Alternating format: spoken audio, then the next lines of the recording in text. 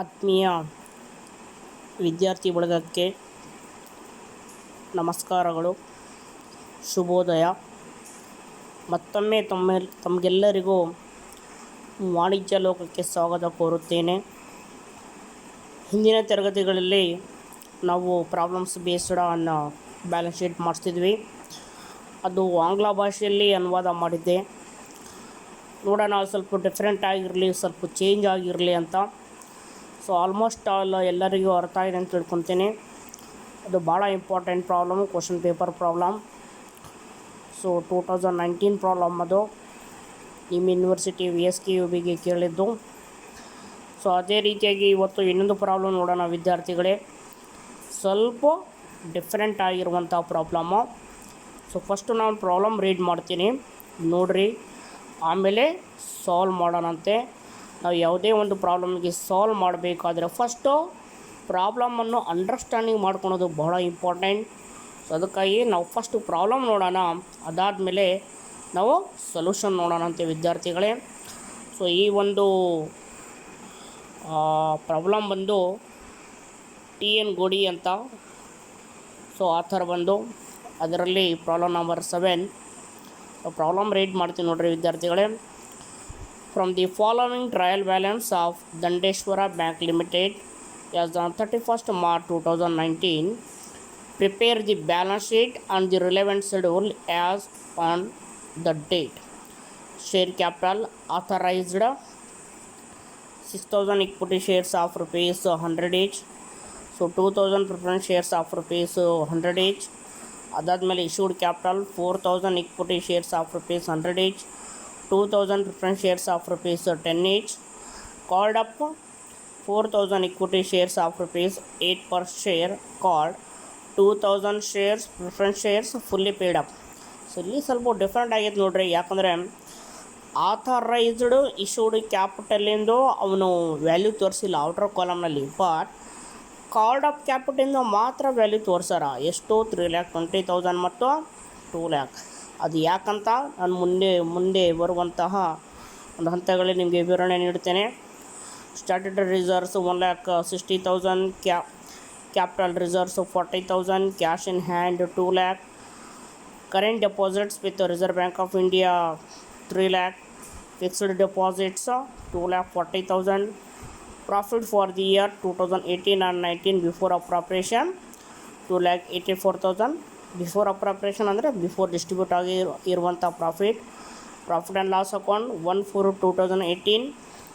Prepare ಮಾಡ್ತಿರೋದು 2019, ಇಲ್ಲಿ ಕೊಟ್ಟಿರೋದು 2018. ಅಂದರೆ ಮೀನಿಂಗ್ ಏನು? ಇಟ್ಸ್ ಲಾಸ್ಟ್ ಇಯರ್ ಪ್ರಾಫಿಟ್ ಅಂತ 60,000. Unpaid expenses 8,000. Balances with other banks 6 lakh. Money at call on short notice 1,20,000. Current deposits 8 lakh. Savings bank deposits 5 lakh. Fixed deposits 3,20,000. Recurring deposits 60,000. Cumulative deposit 40,000. Interest in government securities 2 lakh. Investment in treasury bills 1 lakh. Borrowing from other banks 1,60,000. Unexpired discount 20,000. Bills purchase on discount 2,80,000. Cash credits on over offs 6,40,000. Provision for bad and doubtful debts 1,20,000. Provision for income tax 56,000. Advance income tax 56,000. Furniture and fixtures at cost depreciate ಆದಮೇಲೆ ಬರುವಂಥ value 20,000. Stationery and stamps 10,000. Non banking assets 1,10,000. unclaimed dividend 12,000. Advance to staff for expenses 16,000. Electricity and phone deposit 6,000. Advance to builders 36,000. Prepaid expenses 2,000. So investments in shares 20,000. Total 31,60,000. 31,60,000. ನೋಡ್ರಿ, ಈ problem ಸ್ವಲ್ಪ different ಐತೆ. So capital ಬಗ್ಗೆ ಸ್ವಲ್ಪ information ಕೊಟ್ಟಾರ. ಅದೇ ರೀತಿಯಾಗಿ ಬೇರೆ ಬೇರೆ ಹೊಸ ಐಟಮ್ಸ್ ಎಲ್ಲ ಬಂದವ. ಪ್ರಿವಿಯಸ್ ಪ್ರಾಬ್ಲಮ್ನಲ್ಲಿ ಬರಲಾರ್ದಂಥ ಕೆಲವೊಂದು ಐಟಮ್ಸ್ ಬಂದವ. ಫಾರ್ ಎಕ್ಸಾಂಪಲ್ಸ್ ಹೇಳಬೇಕಾದ್ರೆ ನಿಮಗೆ advance to builders, electricity, phone, ಅದಾದಮೇಲೆ unclaim dividend, non banking assets. So ಇಂಥವು ಕೆಲವೊಂದು ಐಟಮ್ಸು ಹೊಸ ಬಂದವ. ನೋಡೋಣ ಆ ಐಟಮ್ಸ್ ಎಲ್ಲೆಲ್ಲಿ ಬರ್ತಾವ ಅಂಥೇಳಿ. ಸೊ ಮತ್ತೆ problem continuation other information that adjustment ಏನು ಕೊಟ್ಟಾರ. Adjustment number A, bills for collection amounted rupees 1 lakh, ಇದು ಸಪ್ರೇಟಾಗಿ ತೋರಿಸ್ಬೇಕು. ಶೆಡ್ಯೂಲ್ ನಂಬರ್ 12 ಕಾಂಟಿಂಜೆಂಟ್ ಲಯಬಿಲಿಟೀಸ್ ಆದಮೇಲೆ ಇದಕ್ಕೆ ಯಾವುದೇ ರೀತಿಯಾದ ಶೆಡ್ಯೂಲ್ಸ್ ಇಲ್ಲ.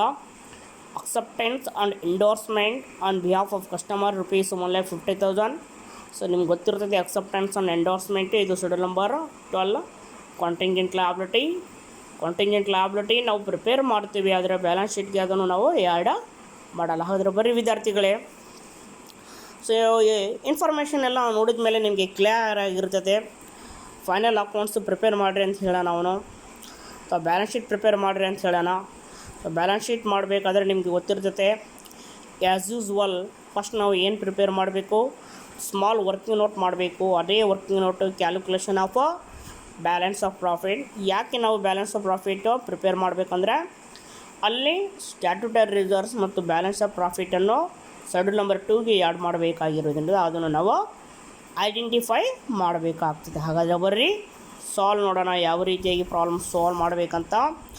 ಸೊ ಫಸ್ಟು ನಿಮಗೆ ಹೇಳಿದ ಪ್ರಕಾರ ನಾವು ಏನು ಮಾಡಬೇಕಂದ್ರೆ first calculation of balance of profit ಮಾಡಬೇಕು. ಸೊ ಇಲ್ಲಿ net year profit or current year profit for the year so 2017 and 2018. So ಇಲ್ಲಿ ಕರೆಂಟ್ ಇಯರ್ ಪ್ರಾಫಿಟ್ ಕೊಟ್ಟಾರ. ಸೊ 2,84,000. ಸೊ ಪ್ರಾಬ್ಲಮ್ನಲ್ಲಿ ನಾವು ನೋಡ್ಬೋದು 2,84,000. ಸೊ ನೋಡಿರಿ profit for the year 2018 and 19 2,84,000. ಸಾರಿ, ಇಲ್ಲಿ 2019-18 ಅಂತ ಐತೆ. ಸೊ ನಾನು 1 year ಬಿಫೋರ್ ತೊಗೊಂಡೀನಿ 17-18 ಅಂತ.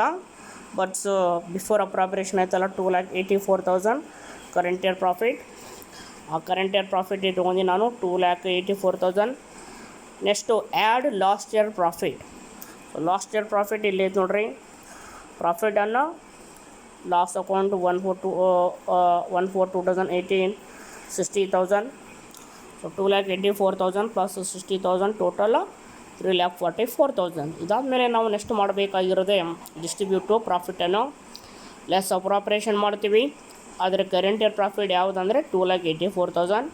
ಅದರ ಮೇಲೆ ಡಿಸ್ಟ್ರಿಬ್ಯೂಟ್ ಎದಕ್ಕೆ ಮಾಡ್ತೀವಿ ಅಂದರೆ statutory reserve 25% of profit transfer to statutory reserve for the current year. Current year profit ಬಂದು 2,84,000.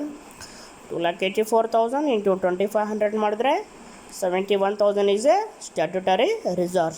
3,44,000 ಮೈನಸ್ 71,000 ಹೋದರೆ ನಿಮಗೆ ಸಿಗಿದೆ 2,73,000 is a balance of profit. So balance of profit ಆದಮೇಲೆ ಸೊ ನಾವು ನೆಕ್ಸ್ಟು ಮಾಡೋದೇ preparation of schedule number 1 share capital. So ಇಲ್ಲಿ ನೀವು ನೋಡಿರ್ಬೋದು ಸರ್, ಇಲ್ಲಿ 3 ಶೇರ್ ಕ್ಯಾಪಿಟಲ್ ಕೊಟ್ಟಾರಲ್ಲ ಸರ್. ಆಥರೈಸ್ಡ್ ಕೊಟ್ಟಲ್ಲ, ಇಶ್ಯೂಡ್ ಕೊಟ್ಟಾರ, ಕಾರ್ಡ್ ಆಫ್ ಕೊಟ್ಟಾರ. ಆದರೆ ನಾವು ಯಾವ್ದು ತೊಗೋಬೇಕಂದ್ರೆ ಸೊ ನಾವು ಸಾಲ್ವ್ ಮಾಡಬೇಕಾದ್ರೆ ತೋರಿಸ್ಬೇಕು.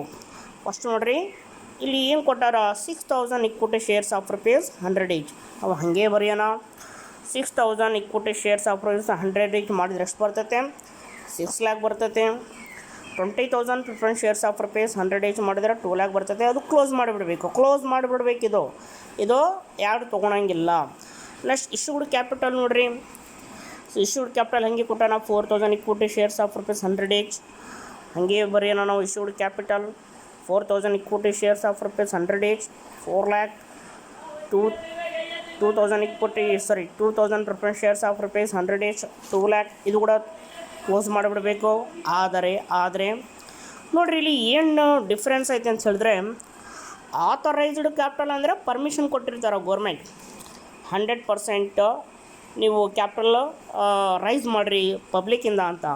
ಆದರೆ 100% ಅವರು ಮಾಡಲ್ಲ. 100ನಲ್ಲಿ ಕೇವಲ 80 ಮಾತ್ರ ಇಶ್ಯೂಡ್ ಮಾಡಿರ್ತಾರೆ.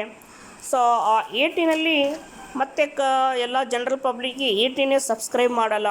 ಆ 80ನಲ್ಲಿ ಕೆಲವೊಂದು ಮಾತ್ರ ಶೇರ್ಸನ್ನು ಸಬ್ಸ್ಕ್ರೈಬ್ ಮಾಡಿರ್ಬೋದು, 60 ಮಾಡಿರಬಹುದು, 75 ಮಾಡಿರಬಹುದು, ಬಿಲೋ 80. ಸೊ ಅದು ಏನಾಗ್ತೈತೆ, called up and subscribed capital ಅಂತ ಕರಿತೀವಿ. ಅಂದರೆ ಪಬ್ಲಿಕ್ ಏನು ಕ್ಯಾಪಿಟಲ್ ಅದು ಪರ್ಚೇಸ್ ಮಾಡ್ತಾರೆ ಅಥವಾ ಏನು ಜನರಲ್ ಪಬ್ಲಿಕ್ಗೆ ಬ್ಯಾಂಕ್ ಅವರು ಆ ಶೇರ್ಸನ್ನು ಇಶ್ಯೂಡ್ ಮಾಡ್ತಾರೆ, ಆ ಇಶ್ಯೂ ಮಾಡಿದಂಥ ಶೇರ್ ವ್ಯಾಲ್ಯೂಯನ್ನು ಮಾತ್ರ ನಾವು ಶೇರ್ ಕ್ಯಾಪಿಟಲ್ ಅಂತ ಕನ್ಸಿಡರ್ ಮಾಡಬೇಕು. ನೋಡಿರಿ ಇಲ್ಲಿ ಕಾಲ್ಡ್ ಅಪ್ ಕ್ಯಾಪಿಟಲ್ ಅಂದರೆ ಸಬ್ಸ್ಕ್ರೈಬ್ ಕ್ಯಾಪಿಟಲ್ ಅಂತ. 4000 equity shares of rupees 80 per shares. 4000 equity shares of rupees 80 per shares. So 4000 equity shares of rupees 80 per share called up into ಮಾಡಿದರೆ ನಮಗೆ ತಿರ್ಗ್ಲಾಕ್ 20,000 ಬರ್ತೈತೆ. ಸೊ ಅದೇ ರೀತಿಯಾಗಿ 2000 ಪ್ರಿಫರೆನ್ಸ್ ಶೇರ್ಸ್ ಫುಲ್ಲಿ ಪೇಡ್ ಅಂದರೆ meaning ಏನು? So ನೋಡಿರಿ ಇಲ್ಲಿ preference shares 100 each, preference shares fully 100 each ಅಂದರೆ ಎಲ್ಲ ಶೇರ್ಸನ್ನು ಅಲ್ಲಿ ಏನಾಗ್ಯಾವ ಅಂತ ಹೇಳಿದ್ರೆ ಪೇಯ್ಡ್ ಆಗ್ಯಾವ. ಯಾವ ಶೇರ್ಸು? ಪ್ರಿಫರೆನ್ಸ್ ಶೇರ್ಸ್ ಎಲ್ಲ ಸೋಲ್ಡ್ ಔಟ್ ಆಗ್ಯಾವ. ಆದರೆ ಇಕ್ವಿಟಿ ಮಾತ್ರ 100ನಲ್ಲಿ 80 ಮಾತ್ರ ಸೇಲ್ ಆಗ್ಯಾವಂತೆ, ರಿಮೈನಿಂಗು ಬ್ಯಾಲೆನ್ಸ್ ಐತಿ. ಬಟ್ ಪ್ರಿಫರೆನ್ಸ್ ಶೇರ್ ಮಾತ್ರ 100ಕ್ಕೆ 100 ಪೇಯ್ಡ್ ಮಾಡಿಬಿಟ್ಟಾರ. ಅದಕ್ಕೆ ನಾವು ಏನು ಮಾಡಬೇಕು? 2000 ಪ್ರಿಫರೆನ್ಸ್ ಶೇರ್ ಫುಲ್ಲಿ ಪೇಯ್ಡ್ ಅಂದರೆ 2000 ಇಂಟು 100 ಮಾಡಿದರೆ ನಮಗೆ ಬರೋದೆ 2 lakh. ಸೊ ಟೋಟಲ್ ಮಾಡಿದರೆ 5,20,000. ಸೊ ಇದು ನಾಲ್ಕು ಇರಲಿ ವಿದ್ಯಾರ್ಥಿಗಳೇ. ನಿಮಗೆ ಪ್ರಾಬ್ಲಮ್ ಮಾಡಬೇಕಾದ್ರೆ ಅಥರೈಸ್ಡ್ ಕ್ಯಾಪಿಟಲ್ ಬರೋಲ್ಲ, ಅದೇ ರೀತಿಯಾಗಿ ಇಶ್ಯೂಡ್ ಕ್ಯಾಪಿಟಲ್ ಬರೋಲ್ಲ, ಕಾರ್ಡ್ ಅಪ್ ಕ್ಯಾಪಿಟಲ್ ಬರ್ತೈತೆ, ಪೇಡ್ ಅಪ್ ಕ್ಯಾಪಿಟಲ್ ಬರ್ತೈತೆ, ಸಬ್ಸ್ಕ್ರೈಬ್ಡ್ ಕ್ಯಾಪಿಟಲ್ ಬರ್ತೈತೆ. ಏನು ಶೇರ್ಸನ್ನು ನಾವು ಸೇಲ್ ಮಾಡಿದ ಮೇಲೆ ಜನರಲ್ ಪಬ್ಲಿಕ್ಕಿಂದ ಅಮೌಂಟ್ ಕಲೆಕ್ಟ್ ಮಾಡಿರ್ತಿಲ್ಲ ಆ ಅಮೌಂಟನ್ನು ಮಾತ್ರ ತೋರಿಸ್ಬೇಕು. Next schedule number 2 reserves and surplus. Reserves and surplus ಮಾಡಬೇಕಾದ್ರೆ ಸ್ಟ್ಯಾಟ್ಯುಟರಿ ರಿಸರ್ವ್ಸ್ ವ್ಯಾಲ್ಯೂ ಕೊಟ್ಟಾರ.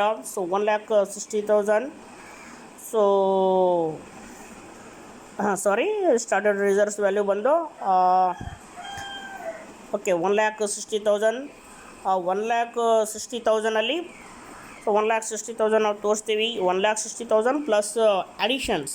ಸೊ ಆಲ್ರೆಡಿ ನಾವು ಮಾಡಿರ್ತೀವಿ ನೋಡಿರಿ ಇಲ್ಲಿ statutory reserves 71,000, 1,60,000 plus add addition 71,000, total 2,31,000. ಮತ್ತು ಯಾವ ರಿಸರ್ವ್ಸ್ ಇದೋ ನೋಡಬೇಕು. ಕ್ಯಾಪಿಟಲ್ ರಿಸರ್ವ್ಸ್ ಕೊಟ್ಟಾರ. ಸೊ ಕ್ಯಾಪಿಟಲ್ ರಿಸರ್ವ್ಸ್ ಬಂದು ವ್ಯಾಲ್ಯೂ ಬಂದು 40,000 ಕ್ಯಾಪಿಟಲ್ ರಿಸರ್ವ್ಸು 40,000 ಐತೆ. ಸೊ ಕ್ಯಾಪಿಟಲ್ ರಿಸರ್ವ್ಸ್ ವ್ಯಾಲ್ಯೂ ಹಾಕಿ 40,000. ಅದಾದಮೇಲೆ ಬ್ಯಾಲೆನ್ಸ್ ಆಫ್ ಪ್ರಾಫಿಟ್ ಇಲ್ಲಿ ನಾವು ಕ್ಯಾಲ್ಕುಲೇಷನ್ ಮಾಡಿರ್ತೀವಿ 2,73,000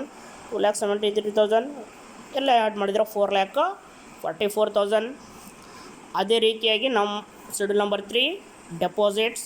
ಸೊ ಇಲ್ಲಿ bank different kind of deposits ಮಾಡ್ಯಾರ. ಕರೆಂಟ್ ಅಕೌಂಟ್ ಡೆಪಾಸಿಟ್ಸ್ ಐತೆ, ಸೇವಿಂಗ್ಸ್ ಬ್ಯಾಂಕ್ ಡೆಪಾಸಿಟ್ ಐತೆ, ಫಿಕ್ಸ್ಡ್ ಡೆಪಾಸಿಟ್ ಐತೆ, ರಿಕರಿಂಗ್ ಡೆಪಾಸಿಟ್ಸ್ ಐತೆ, ಕ್ಯುಮ್ಯುಲೇಟಿವ್ ಡೆಪಾಸಿಟ್ಸ್ ಐತೆ. ಇವೆಲ್ಲ ಡೆಪಾಸಿಟು ಶೆಡ್ಯೂಲ್ ನಂಬರ್ 3 ಬರ್ತೈತೆ. ಸೊ ಟೋಟಲ್ ಬಂದು 17,20,000. ಅದಾದಮೇಲೆ borrowings. So borrowings from other banks. So borrowings ಒಂದೇ ಕೊಟ್ಟಾರ. Borrowing from other banks 1,60,000. ಆ 1,60,000 ಇಲ್ಲಿ ನಾವು ತೋರಿಸ್ತೀವಿ. ಅದೇ ರೀತಿಯಾಗಿ ನೋಡಿರಿ ವಿದ್ಯಾರ್ಥಿಗಳಿದು ಬಹಳ ಇಂಪಾರ್ಟೆಂಟ್ ಶೆಡ್ಯೂಲು. ಸಾಕಷ್ಟು ವಿದ್ಯಾರ್ಥಿಗಳು ಗೊಂದಲಕ್ಕೀಡಾಗೋದು ಇದೇ ಒಂದು ಶೆಡ್ಯೂಲ್ನಲ್ಲಿ. ಶೆಡ್ಯೂಲ್ ನಂಬರ್ 5 ಒಂದು ಅದರ್ ಲಾಯಬಿಲಿಟೀಸ್ ಆ್ಯಂಡ್ ಪ್ರಾವಿಷನ್ಸ್ ಅಂತೇಳಿ. ಸೊ ನೋಡಿರಿ ಕೆಲವೊಂದು ಐಟಮ್ಸ್ ಇಲ್ಲಿ ಹೊಸ ಬಂದವ. ಅನ್ಪೇಯ್ಡ್ ಎಕ್ಸ್ಪೆನ್ಸಸ್ಸು ಇದು ಅದರ್ ಲಾಯಬಿಲಿಟೀಸ್. ಅನ್ಎಕ್ಸ್ಪೈರ್ಡ್ ಡಿಸ್ಕೌಂಟು ಇದು 20,000. So provision for doubtful debts. Okay, so provision for doubtful debts ಐತಲ್ಲ, ಸೊ ಅದು ಸಹ 1,20,000 ಅದರ ಪ್ರಾವಿಷನ್ಸ್ ಅಂತ ಕರಿತೀವಿ. Unclaimed dividend other kind of a liabilities. So provision for income tax ನೋಡ್ರಿ ಇಲ್ಲಿ ನೋಡ್ಬೋದು ನೀವು ಕ್ವಶನಲ್ಲಿ. ಪ್ರಾವಿಷನ್ ಫಾರ್ ಇನ್ಕಮ್ ಟ್ಯಾಕ್ಸ್ ಕೊಟ್ಟಾರ 56,000. ಅಡ್ವಾನ್ಸ್ ಇನ್ಕಮ್ ಟ್ಯಾಕ್ಸ್ ಕೊಟ್ಟಾರ 20,000. ಅಡ್ವಾನ್ಸ್ ಇನ್ಕಮ್ ಟ್ಯಾಕ್ಸ್ ಕೊಟ್ಟರೆ ನಾವು ಏನು ಮಾಡಬೇಕು? ಪ್ರಾವಿಷನ್ಸ್ ಫಾರ್ ಇನ್ಕಮ್ ಟ್ಯಾಕ್ಸ್ನಲ್ಲಿ ಡಿಡಕ್ಟ್ ಮಾಡಬೇಕು, ಲೆಸ್ ಮಾಡಬೇಕು. ಅಂದರೆ 56,000 ಮೈನಸ್ 20,000 ಮಾಡಬೇಕು. ಸೊ ನಾವು ಅದೇ ರೀತಿಯಾಗಿ ಇಲ್ಲಿ ಮಾಡಿವಿ. Provision for income tax 56,000 less advance income tax 20,000 ಮಾಡಿದರೆ 36,000 ಬರ್ತೈತೆ. ಟೋಟಲ್ ಎಲ್ಲ ಒಂದು ಅದರ್ ಲಾಯಬಿಲಿಟೀಸು ಮಾಡಿದರೆ 1,96,000 ಬರ್ತೈತೆ. ಅದೇ ರೀತಿಯಾಗಿ ಶೆಡ್ಯೂಲ್ ನಂಬರ್ 6 ಬಂದು cash and balances with RBI. ಇದು ಅಂತೂ ಸಾಮಾನ್ಯವಾಗಿ 2 ಐಟಮ್ ಇದ್ದೇ ಇರ್ತೈತೆ. Cash in hand, current deposits with RBI, fixed deposits with RBI. So ನೋಡ್ಬೋದು ನೀವು ಕ್ಯಾಶ್ ಇನ್ ಹ್ಯಾಂಡ್ ಕೊಟ್ಟಾರ. So current deposits with RBI reserve Bank of India, fixed deposit with Reserve Bank of India. ಈ ಮೂರನ್ನು ಸಹ ನಾವು ಏನು ಮಾಡ್ತೀವಿ schedule number 6ಗೆ ತೊಗೊತೀವಿ. Total ಬಂದು 7,40,000 ಆಗ್ತೈತೆ.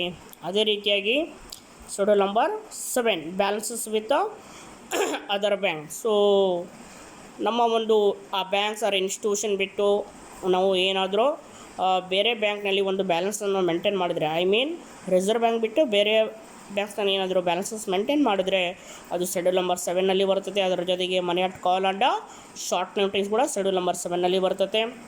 Money and call at short notice 1,20,000, balances with other banks 6,00,000 7,20,000. Schedule number 5 ಆಯ್ತಲ್ಲ ವಿದ್ಯಾರ್ಥಿಗಳೇ, ಇನ್ನೊಂದು ಸಲ ನೋಡ್ಕೊಳ್ರಿ ನೀವು. ಯಾಕಂದರೆ ಇಲ್ಲಿ ಕೆಲವೊಂದು ಹೊಸ ಐಟಮ್ಸ್ ಬಂದವ. Unpaid expenses, unexpired discount, provision for doubtful debts, unclaimed dividend, provision for income tax ಕೊಡ್ತಾರೆ.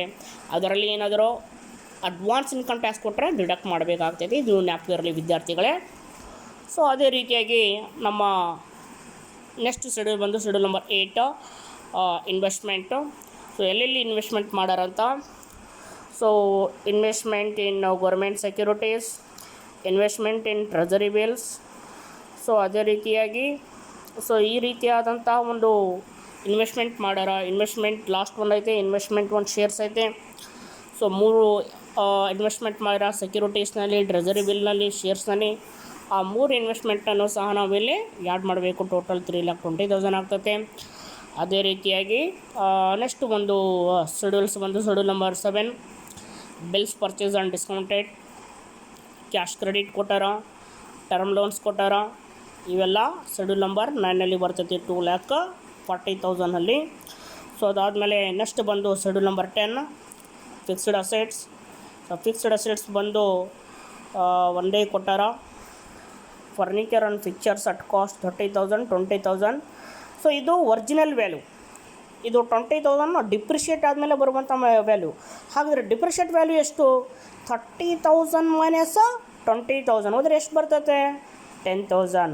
10,000 ಆಯ್ತಲ್ಲ depreciate value. Furniture at cost 30,000 last depreciation 10,000 ಹೋದರೆ ನಮಗೆ ಬರೋದೆ 20,000. ಇದು ಒರಿಜಿನಲ್ ವ್ಯಾಲ್ಯೂ ಆಫ್ ಫರ್ನಿಚರ್ ಅಂತ ಹೇಳಬೇಕು. ಅದಾದಮೇಲೆ ನೆಕ್ಸ್ಟು ಇದು ಬಹಳ ಇಂಪಾರ್ಟೆಂಟ್ ಒಂದು ಶೆಡ್ಯೂಲ್ ನಂಬರ್ 11 ಅದರ್ ಅಸೆಟ್ಸ್. ಇಲ್ಲಿ ಸಹ ಒಂದು ಹೊಸ ಐಟಮ್ಸು ಹಿಂದೆ ಒಂದು ತರಗತಿಗಳಲ್ಲಿ ಬರದೇ ಇರುವಂಥ ಕೆಲವೊಂದು ಹೊಸ ಐಟಮ್ಸ್ ಬಂದಾವೆ ನೋಡ್ರಿ.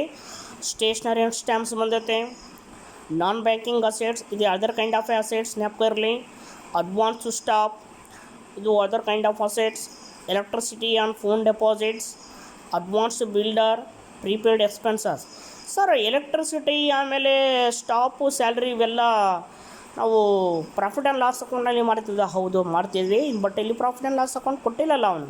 ಸೊ ಅದಕ್ಕಾಗಿ ನಾವು ಏನು ಮಾಡ್ತೀವಿ, ಈ ಒಂದು ಐಟಮ್ಸನ್ನು ನಾವು ಅದರ್ ಅಸೆಟ್ಸ್ ಅಂತ ಕನ್ಸಿಡರ್ ಮಾಡ್ತೀವಿ ಮತ್ತು ಶೆಡ್ಯೂಲ್ ನಂಬರ್ 11ನಲ್ಲಿ ತೋರಿಸ್ತೀವಿ. ಸೊ ಅದೇ ರೀತಿಯಾಗಿ ಶೆಡ್ಯೂಲ್ ನಂಬರ್ 12 ಬಂದು ಕಾಂಟಿಂಜೆಂಟ್ ಲಯಬಿಲಿಟಿ. ಮುಂಚೆನೇ ನಾನು ಹೇಳಿದ ಪ್ರಕಾರ ಒಂದೇ ಒಂದು ಐಟಮ್ ಬರ್ತಿದ್ದು ಇದರಲ್ಲಿ ಅಕ್ಸೆಪ್ಟೆನ್ಸ್ ಆ್ಯಂಡ್ ಎಂಡೋರ್ಸ್ಮೆಂಟು. ಅದು 1,50,000 ಐತಿ. ಸೊ ಇದಾದಮೇಲೆ ಆ್ಯಸ್ ಇಟ್ ಈಸ್ ಮತ್ತೆ ಸೇಮ್ ಅದೇ ಫಾರ್ಮ್ಯಾಟ್ ಹೇಗಬೇಕು. Dandeshwara Bank Limited balance sheet as on 31 March 2018. First ನೀವು ಏನು ಮಾಡಬೇಕಂದ್ರೆ ವಿದ್ಯಾರ್ಥಿಗಳೇ, ಇವೆಲ್ಲ ಶೆಡ್ಯೂಲ್ಸ್ ಎಲ್ಲ ಬರ್ಕೊಂಡ್ಬಿಡಬೇಕು, ಭಾಳ ಈಸಿ. ಫಸ್ಟು ಕ್ಯಾಪಿಟಲ್ ಮತ್ತು ಲ್ಯಾಬಿಲಿಟೀಸ್ನಲ್ಲಿ ಯಾವ್ಯಾವ ಬರ್ತಾವೆ ಅಂದರೆ schedule number 1 to 5. Share capital schedule number 1, reserves and surplus schedule number 2, deposits 3, borrowings 4, other liabilities and provisions 5. ಇವೆಲ್ಲ ಟೋಟಲ್ ಅಂತ ಬರಬೇಕು. ಅದರ ಕೆಳಗಡೆನೇ ಲ್ಯಾಬಿಲಿಟೀಸ್ ಆದಮೇಲೆ ಅದರ ಕೆಳಗಡೆ ಬರೋದೇ ವರ್ಟಿಕಲ್. ಯಾಕಂದರೆ ಬ್ಯಾಂಕಿಂಗ್ ಕಂಪನಿ ಆ್ಯಕ್ಟ್ಸು ಚೇಂಜ್ ಆಗಿರೋದರಿಂದ ಇವಾಗೆಲ್ಲ ಬ್ಯಾಲೆನ್ಸ್ ಶೀಟ್ ಎಲ್ಲ ನಾವು ವರ್ಟಿಕಲ್ ಫಾರ್ಮ್ಯಾಟ್ನಲ್ಲಿ ಪ್ರಿಪೇರ್ ಮಾಡಬೇಕು. ಸೊ ಲ್ಯಾಬಿಲಿಟೀಸ್ ಕೆಳಗಡೆ assets, cash and balance with RBI 6, balances with other bank 7, investment 8, advances 9, fixed assets 10, other assets 11, total contingent liabilities 12. ಅದಾದಮೇಲೆ ಬಿಲ್ಸ್ ಫಾರ್ ಕಲೆಕ್ಷನ್. ಇದಕ್ಕೆ ಯಾವುದೇ ರೀತಿಯಾದಂತಹ ಒಂದು ಶೆಡ್ಯೂಲ್ಸ್ ಇರಲ್ಲ. ಸೊ ಇವಾಗೇನು ಎಲ್ಲ ಶೆಡ್ಯೂಲ್ಸ್ ಎಲ್ಲ ಬರ್ಕೊಂಡೀವಿ, ನಂಬರ್ಸ್ ಎಲ್ಲ ಬರ್ಕೊಂಡೀವಿ. ನಿಮ್ಮ ಕೆಲಸ ಏನಿಲ್ಲ, 95% ಎಲ್ಲ ವರ್ಕ್ ಮುಗ್ದು ಹೋದಂಗೆ ಜಸ್ಟ್ ಪೋಸ್ಟಿಂಗ್ ಮಾಡ್ಕೊತ ಹೋಗಬೇಕು. First share capital schedule number 1. So already calculation ಮಾಡಿರಿ share capital. So called up capital ಅಷ್ಟೇ ತೊಗೋಬೇಕು, 5,20,000. ಸೊ 5,20,000 ಮಾಡಿವಿ. ಶೆಡ್ಯೂಲ್ ನಂಬರ್ 2 ಬಂದು ರಿಸರ್ವ್ಸ್ ಆ್ಯಂಡ್ ಸರ್ಪ್ಲಸ್, ಅದನ್ನು ಸಹ ಕ್ಯಾಲ್ಕುಲೇಷನ್ ಮಾಡಿವಿ ಆಲ್ರೆಡಿ. ಶೆಡ್ಯೂಲ್ ನಂಬರ್ 2 ಬಂದು 5,44,000. 5,44,000 ಸಹ ಹಾಕಿವಿ. ಅದೇ ರೀತಿಯಾಗಿ deposits, borrowings, other liabilities and provisions schedule number 5. So ನೆನಪಿರಲಿ ವಿದ್ಯಾರ್ಥಿಗಳೇ, ಇದು ಬಹಳ important schedule number 5 other liabilities and provisions. ಕೆಲವೊಂದು ಹೊಸ ಐಟಮ್ಸ್ ಬಂದ ನೋಡಿರಿ, ಮತ್ತೆ ಹೇಳ್ತಿದ್ದೀನಿ ನೋಡಿರಿ. ಅದು ಟೋಟಲ್ ಬಂದು 1,96,000. ಸೊ ಎಲ್ಲ ಟೋಟಲ್ ಮಾಡಿಬಿಡ್ರಿ. ಸೊ ಎಲ್ಲ ಟೋಟಲ್ ಮಾಡಿದ್ಮೇಲೆ ನಮಗೆ ಬರೋದು 31,40,000. ಅದಾದಮೇಲೆ cash and balances with Reserve Bank of India. So schedule number 6 7,40,000 balances with other bank. Schedule number 7 7,28,000. Schedule number 8 ಬಂದು ಇನ್ವೆಸ್ಟ್ಮೆಂಟು. ಸೊ ಇನ್ವೆಸ್ಟ್ಮೆಂಟ್ ನೀವು ನೋಡ್ಬೋದು 3,20,000 ಐತಿ ಇಲ್ಲಿ. ಸೊ ಅದೇ 3,20,000 ವ್ಯಾಲ್ಯೂ ಹಾಕಿವಿ. ಅದೇ ರೀತಿಯಾಗಿ advances, fixed assets, other assets. So other assets ಬಂದು ಟೋಟಲ್ ವ್ಯಾಲ್ಯೂ ಬಂದು 1,80,000. ಸ್ವಲ್ಪ ಹೊಸ ಐಟಮ್ ಬಂದಾವ ನೋಡಿರಿ ವಿದ್ಯಾರ್ಥಿಗಳೇ. ನಿಮಗೆ ಹೊಸ ಐಟಮ್ ಬಂದಂಗೆಲ್ಲ ನಾವು ಇಟ್ಕೋಬೇಕು. ಯಾಕಂದರೆ ಇಂಥ ಐಟಮ್ಸ್ ಮತ್ತೆ ರಿಪೀಟ್ ಆದರೆ ನಿಮಗೆ ಆನ್ಸರ್ ಮಾಡೋಕ್ಕೆ ಭಾಳ ಈಸಿ ಆಗ್ತೈತೆ. ಅದೇ ರೀತಿಯಾಗಿ ಶೆಡ್ಯೂಲ್ ನಂಬರ್ 12 ಕಾಂಟಿಂಜೆಂಟ್ ಲಯಬಿಲಿಟಿ ಹಾಕ್ತೀವಿ. ಸೊ ಶೆಡ್ಯೂಲ್ ನಂಬರ್ 11 ಆದಮೇಲೆ ಎಲ್ಲ ಟೋಟಲ್ ಮಾಡಬೇಕು. 31,40,000, 31,40,000. ಬಟ್ ಶೆಡ್ಯೂಲ್ ನಂಬರ್ 12 ಮಾತ್ರ ಬ್ಯಾಲೆನ್ಸ್ ಶೀಟ್ಗೆ ತೋರಿಸ್ಬೇಕು, ಪ್ರೆಸೆಂಟ್ ಮಾಡಬೇಕು, ಶೋ ಮಾಡಬೇಕು. ಆದರೆ ಅದನ್ನು ಮೇನ್ ಬ್ಯಾಲೆನ್ಸ್ಗೆ ಆ್ಯಡ್ ಮಾಡೋಂಗಿಲ್ಲ. ಬಿಲ್ಸ್ ಫಾರ್ ಕಲೆಕ್ಷನ್ಗೆ ಯಾವುದೇ ರೀತಿಯ ಶೆಡ್ಯೂಲ್ಸ್ ಇಲ್ಲ. ಅದು ಬಂದು 1 lakhs. ಇದು ನಿಮಗೆ ಬ್ಯಾಲೆನ್ಸ್ ಶೀಟಲ್ಲಿ ಇರುವಂಥ ಪ್ರಾಬ್ಲಮ್ಮು. ಸ್ವಲ್ಪ ಡಿಫ್ರೆಂಟ್ ಪ್ರಾಬ್ಲಮ್. ಡಿಫ್ರೆಂಟ್ ಅಂದರೆ ಏನು, ಹೊಸ ಐಟಮ್ಸ್ ಬಂದವ. ಇನ್ಕಮ್ ಟ್ಯಾಕ್ಸ್ ಕೊಟ್ಟಾರ, ಅದ್ರ ಲೆಸ್ ಅಡ್ವಾನ್ಸ್ ಇನ್ಕಮ್ ಟ್ಯಾಕ್ಸ್ ಮಾಡಬೇಕಾಗ್ತೈತೆ. ಶೆಡ್ಯೂಲ್ ನಂಬರ್ 5 ಮತ್ತು ಶೆಡ್ಯೂಲ್ ನಂಬರ್ 11ನಲ್ಲಿ ಹೊಸ ಐಟಮ್ಸ್ ಬಂದವ. ಐಟಮ್ಸ್ ಎಲ್ಲ ನೋಡಿರಿ, ಚೆನ್ನಾಗಿ ಪ್ರಾಕ್ಟೀಸ್ ಮಾಡಿರಿ ವಿದ್ಯಾರ್ಥಿಗಳೇ. ಅದೇ ರೀತಿಯಾಗಿ ಮತ್ತೆ ನಾನು ಮಾಡುವಂಥ ಪ್ರಾಬ್ಲಮ್ ಎಲ್ಲರಿಗೆ ಸ್ವಲ್ಪ ಅರ್ಥ ಆಗ್ತೈತೆ ಅಂತ ತಿಳ್ಕೊತೀನಿ. ಸೊ ಇವಾಗ ನಿಮ್ಮ ಜೊತೆಗೆ ನನಗೆ ಇಂಟ್ರ್ಯಾಕ್ಟ್ ಮಾಡೋಕ್ಕೆ ಕೂಡ ಅವಕಾಶ ಇಲ್ಲ. ಕ್ಲಾಸ್ನಲ್ಲಿ ಆದರೂ ಸಹ ಒಳ್ಳೆ ಕ್ಲಾಸ್ನಲ್ಲಿ ಆದರೆ ಉತ್ತಮ ರೀತಿಯಾದಂಥ ವಿವರಣೆ ನೀಡಬಹುದಿತ್ತು. ನಿಮ್ಮ ಒಂದು ಸಮಸ್ಯೆಗಳಿಗೆ ಸಹ ಪರಿಹಾರವನ್ನು ನೀಡಬಹುದಿತ್ತು. ಆದರೆ ಏನು ಮಾಡ್ತೀರಿ, ತಾಂತ್ರಿಕ ದೋಷ ಇರುವುದರಿಂದ, ಲಾಕ್ಡೌನ್ ಇರೋದರಿಂದ ನಮಗೂ ಅನಿವಾರ್ಯತೆ ಐತೆ, ನಿಮಗೂ ಅನಿವಾರ್ಯತೆ ಇದೆ ವಿದ್ಯಾರ್ಥಿಗಳೇ. ನಿಮಗೆ ಈ ವಿಡಿಯೋ ಇಷ್ಟ ಆದರೆ ಬೇರೆಯವ್ರಿಗೂ ಸಹ ಶೇರ್ ಮಾಡಿರಿ. ಮತ್ತು ನಮ್ಮ ಭೇಟಿ ಮುಂದಿನ ತರಗತಿಯಲ್ಲಿ. ನಮಸ್ಕಾರ.